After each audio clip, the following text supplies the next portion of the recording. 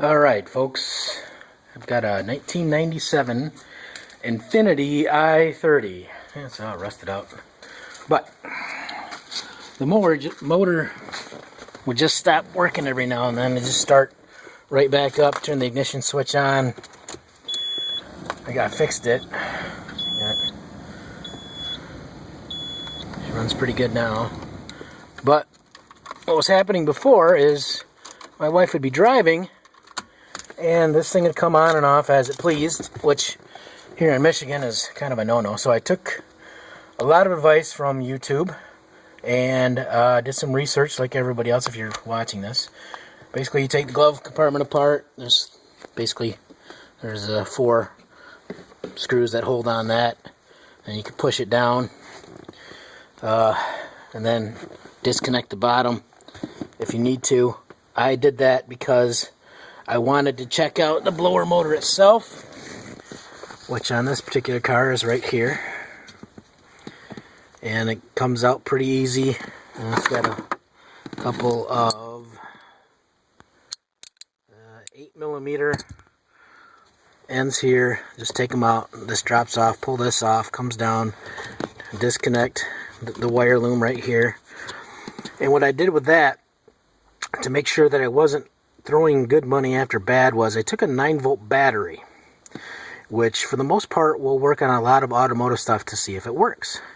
It gives it just enough juice not to fry anything, but usually enough like for radiator fan. I used it on a radiator fan to make sure that worked and to check the polarity, which was pull, which was push. What I did on this is I did the same thing, pulled that out, and there's only 2 wires there's 2 terminals. You just hook up your 9-volt positive and negative, and then you touch it. And if it's good, it'll start right up. It won't go real quick, but it will start up. And so I ruled that out as something that was not working right. So what I did was I went to the junkyard and got one of these mystery babies that we have here.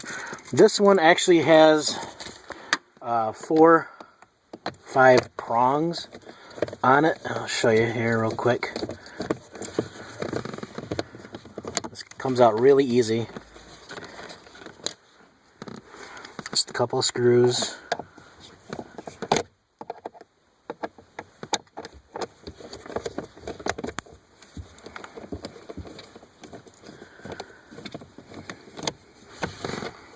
And the one that it had in it did not look like this one at all, which I left in my other car, ironically enough, which is not here.